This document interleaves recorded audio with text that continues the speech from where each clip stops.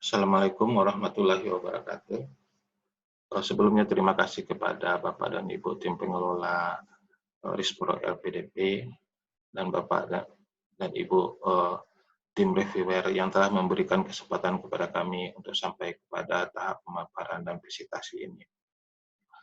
Riset dengan judul Model Tata Kelola Rantai Nilai atau Value Chain Management, Produk Unggulan Kawasan Perdesaan Prukades Dataran Kempas, diajukan untuk riset kompetitif dalam kebijakan dan tata kelola untuk RISPO 2020 batch 2. Baiklah, sebelumnya kami kenalkan tim peneliti daripada LPPM Universitas Jambi.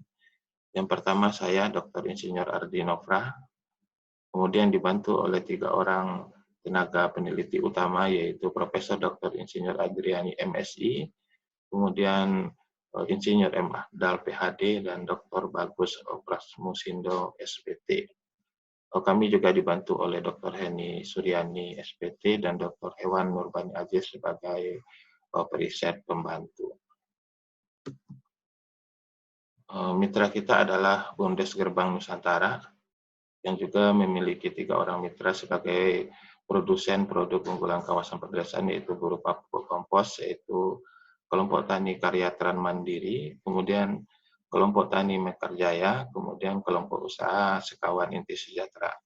Semua kelompok ini berada di Desa Dataran Kempas dengan kapasitas produksi masing-masing lebih dari 1.000 ton per bulan.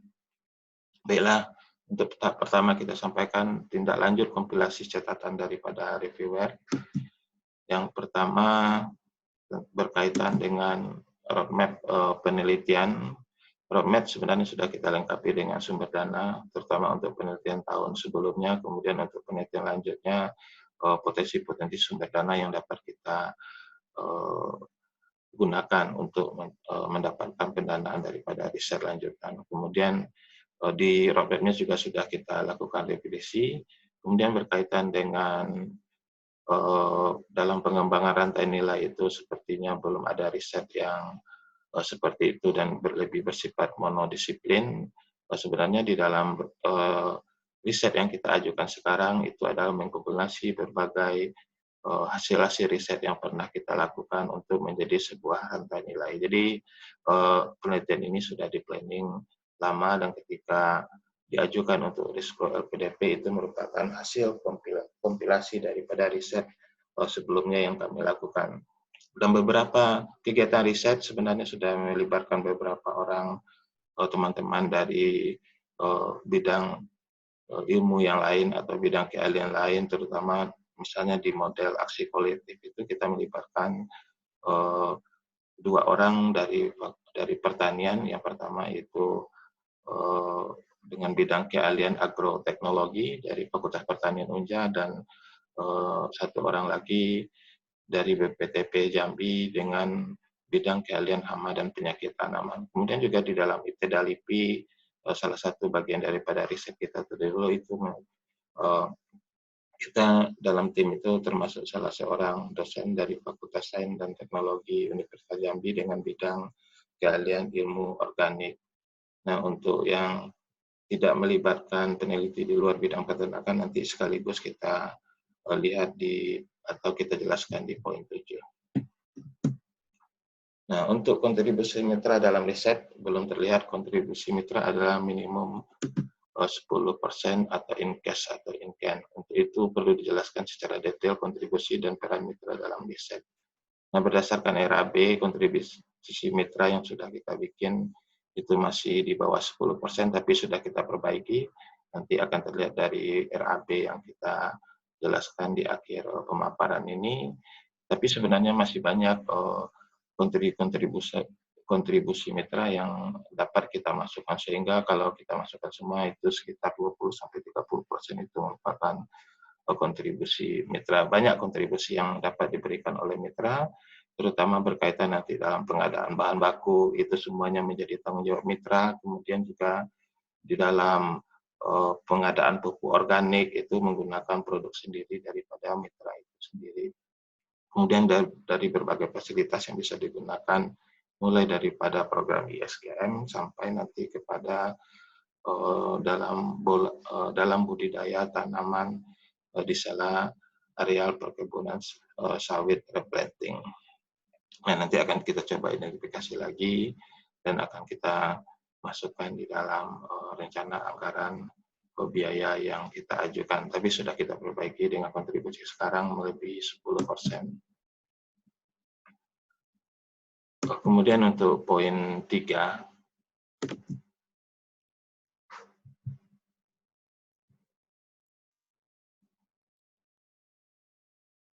berkaitan dengan jumlah anggota periset yang terlalu banyak 9 orang, kami hanya mengacu kepada panduan pembiayaan daripada Risto atau pedoman RAB yang telah diberikan bahwa di sana ada 9 kolom dan itu kami isi semua.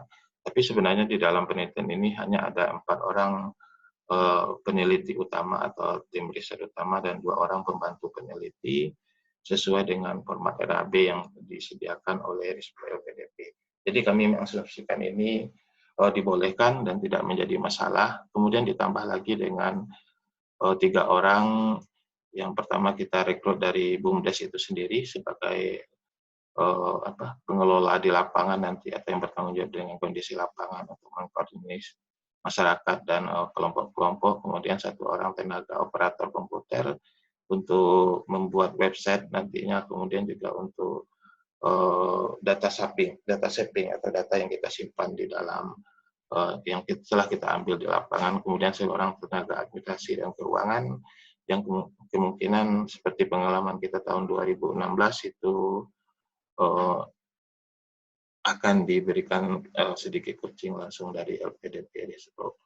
Kemudian pengadaan ternak sapi bakalan bukan untuk program ISGM, tetapi untuk pengembangan demplot buat fattening praktis sapi yang memanfaatkan sumber daya lokal seperti pakan olahan pelepas sawit. Kemudian program ISGM itu merupakan pengembangan usaha di sektor jasa yang membutuhkan promosi dan pemasaran, sehingga di dalam kegiatannya itu kita anggarkan untuk kegiatan sosialisasi, terutama yang bersifat pertemuan dengan skala besar yang akan kita biayai sebagai bagian di dalam memperkenalkan produk ini kepada masyarakat dan untuk menarik para investor.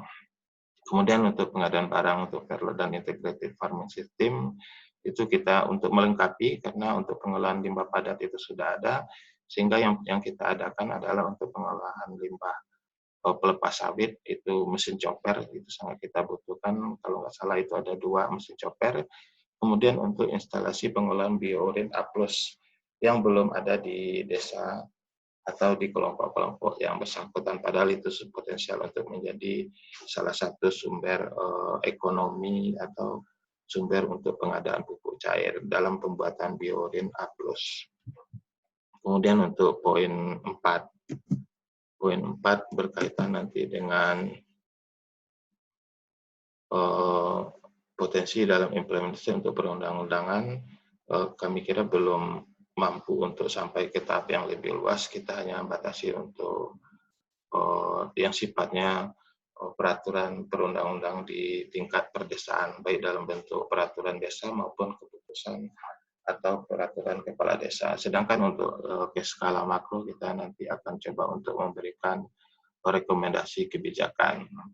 Kebaruan riset itu akan kita jelaskan nanti, tapi yang intinya kebaruan riset itu dimulai daripada pernyataan daripada Presiden Joko Widodo dalam rapat terbatas Rabu 11 Desember 2019 tentang penyaluran dana desa tahun 2020. Jadi begitu banyaknya badan-badan usaha milik desa yang tidak beroperasional secara efektif. Dinyatakan di dalam informasi ini ada 2.108 BUMDes yang tidak beroperasi dan 1.670 beroperasi. Pada BUMDes ini diharapkan menjadi penggerak ekonomi desa. Nah, sehingga ini menjadi semacam titik awal atau titik bangkit bagi kami untuk menyusun proposal ini dengan memanfaatkan berbagai sumber teknologi yang ada atau yang sifatnya sederhana yang dapat dimanfaatkan kepada masyarakat. Nah, untuk perbaikan maka kita ubah luaran jangka panjang riset menjadi model one village one level produk, atau satu produk itu atau prukades itu dianggap dapat menjadi, atau kita coba untuk menjadi sebuah sektor usaha yang menjadi pembangkit ekonomi desa, sehingga dia bisa menarik ke belakang, kemudian juga bisa menarik untuk atau mendorong untuk berkembangnya usaha di depannya atau di bagian hilirnya, sehingga itu akan memunculkan banyak kesempatan kerja dan berusaha atau bersifat padat karya.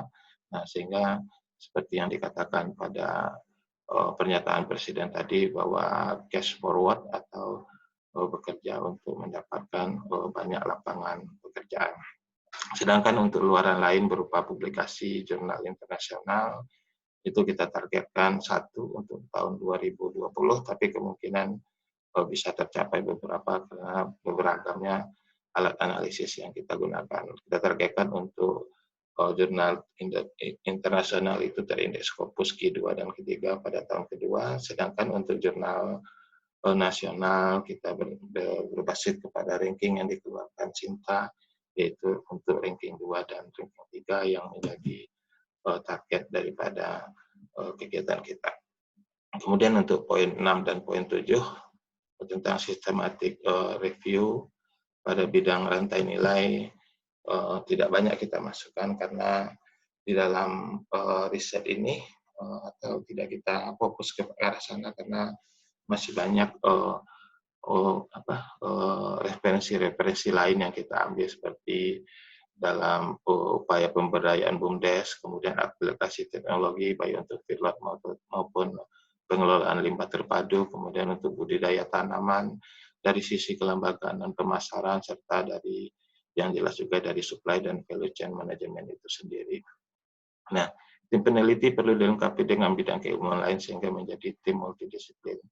Sebenarnya kami dari Fakultas Peternakan itu ada beberapa disiplin ilmu, sekarang konsentrasinya ada 4, dan kami semua bisa mewakili dari berbagai bidang konsentrasi tersebut. Seperti contoh saya, Dr. Ardi Novra, sebagai koordinator kegiatan dengan bidang keahlian ekonomi, sumber daya, dan lingkungan, juga berkaitan nanti dengan ekonomi kelembagaan. Kemudian juga ada Bapak Dr. Bagus yang di bagian pemasaran atau tenaga pertanian. Kemudian bidang keahlian seperti produksi ternak, terutama berkaitan dengan nanti manajemen pengelolaan limbah, itu dikelola oleh Prof. Adriani, nanti akan kita lihat dari job description-nya. Kemudian dari sisi manajemen feedlot itu Bapak Dr. M. Abdal yang berada di bidang ilmu nutrisi dan makanan ternak, nanti akan dibantu oleh Dr. Heni Suryani, dan untuk kesehatan hewan atau kesehatan ternak itu akan dikelola atau menjadi tanggung jawab daripada Dr. Hewan Nurbani Aziz. Nah, pada tahun pertama kita masih fokus kepada yang masih berkaitan dengan peternakan dan pemasaran daripada investasi. Saya kira untuk tahun pertama masih mampu di-cover oleh kawan-kawan yang ada di dalam tim penelitian yang mengajukan proposal ini. Sedangkan untuk tahun kedua nanti kita sudah memasuki tahapan intercropping, dan apabila tidak bisa masuk nanti akan kita manfaatkan kawan-kawan dari bidang agroteknologi, daripada bidang ilmu tanah atau bidang-bidang lainnya untuk membantu kita sebagai narasumber atau keynote informant di dalam nanti melakukan berbagai kegiatan yang berkaitan dengan budidaya tanaman. Tapi sebenarnya kegiatan budidaya seperti ini kita sudah coba di penelitian terdahulu, terutama yang kaitan dengan model aksi kolektif. Selanjutnya untuk yang poin 8, metode penelitian perlu dilengkapi dengan teknik untuk meningkatkan skalabilitas. Saya setuju itu. Dari sebenarnya di ringkasan sudah kita buat, tapi di metode secara rinci belum kita buat. Nah, untuk skalabilitas dari level mikro kita masih pada tingkat pendapatan asli desa padat dan serapan tenaga kerja, karena itulah nilai-nilai yang kita ambil. Karena hal ini berkaitan dengan kesiapan masyarakat dalam menghadapi program peremajaan sawit rakyat, sehingga menjadi fokus masalah kita bagaimana nanti kegiatan daripada pengembangan rantai nilai ini bisa mempengaruhi tingkat kesiapan rumah tangga di dalam menghadapi program peremajaan sawit, dan itu nanti akan kita susun dalam metode analisis atau alat analisis menggunakan Structural Equation Model atau SEM yang akan lebih rinci disajikan untuk merespon catatan reviewer yang berikutnya atau yang ada di poin 9. Nah, sebenarnya di dalam menyusun RAB, kita berpatokan kepada metode penelitian, tapi lebih kepada tahapan-tahapan di dalam penelitian yang kita lakukan atau ruang lingkup daripada riset yang kita coba usulkan. Nah, karena itulah mungkin kegiatan survei dan untuk pengumpulan data itu tidak tercover di dalam RAB. Tapi kita sudah perbaiki di dalam RAB dan kita tambahkan, tapi berimplikasi kepada pengurangan di program-program dan kegiatan lain, tetapi masih dalam tahap pewajaran. Nah, analisis persepsi dan SEM direncanakan itu akan kita lakukan sekaligus pada tahun 2022 dan dilakukan dengan menggunakan teknik penarikan sampel cluster random sampling. Nanti respondennya akan kita bedakan menjadi 5 kelompok, yaitu ada rumah tangga yang menjadi pengurus dan anggota kelompok Prukades, kemudian dia terlibat di dalam produksi Prukades tapi hanya sebagai tenaga kerja, kemudian rumah tangga yang di sektor downstreamnya atau di downstreamnya itu sebagai pemasok bahan baku, kemudian rumah tangga pengguna produk kompos yaitu di pasar input, yaitu rumah tangga pelaku budidaya. Nah, kemudian ada rumah tangga yang tidak terlibat langsung di dalam kegiatan. Nah, untuk ukuran sampel kita berdasarkan kepada Lulin 1998 bahwa untuk sebuah model SEM itu minimal diperlukan 200 orang responden, walaupun nanti banyak beberapa yang di referensi lain, tapi saya kira hampir sama untuk setiap itu. Nah, karena jumlahnya 200, ada 50 kelompok, maka kita menggunakan sistem alokasi sama besar atau equal allocation, sehingga setiap kelompok itu akan dipilih 40 rumah tangga. Ini spesifikasi model SEM yang kita susun dengan laten endogennya adalah tingkat kesiapan petani dalam menghadapi program peremajaan sawit, terdiri daripada 4 variabel laten eksogen yang masing-masing dibentuk oleh beberapa variabel. 4 variabel laten eksogen itu adalah persepsi terhadap rantai nilai Prukades itu sendiri, kemudian potensi terjadinya kehilangan pendapatan, dan ini merupakan hasil estimasi kita berdasarkan asumsi bahwa jika program peremajaan sawit rakyat itu dilakukan pada saat ini, kemudian karakteristik rumah tangga petani sawit itu berkaitan dengan kondisi internalnya, kemudian dari sisi kelembagaan kita berkaitan dengan kesiapan administrasi dari program dari masyarakat atau rumah tangga itu dalam menghadapi program peremajaan sawit rakyat. Nah, ini persamaan matematika di dalam SEM, ada 17 persamaan.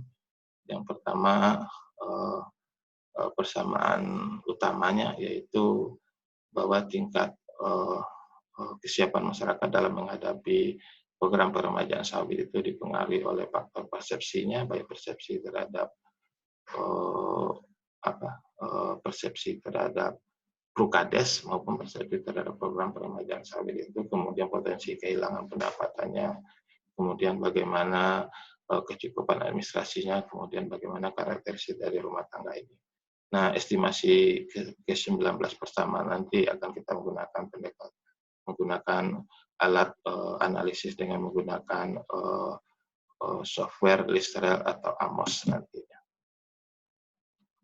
Saya kira untuk yang sekian. Terima kasih. Assalamualaikum.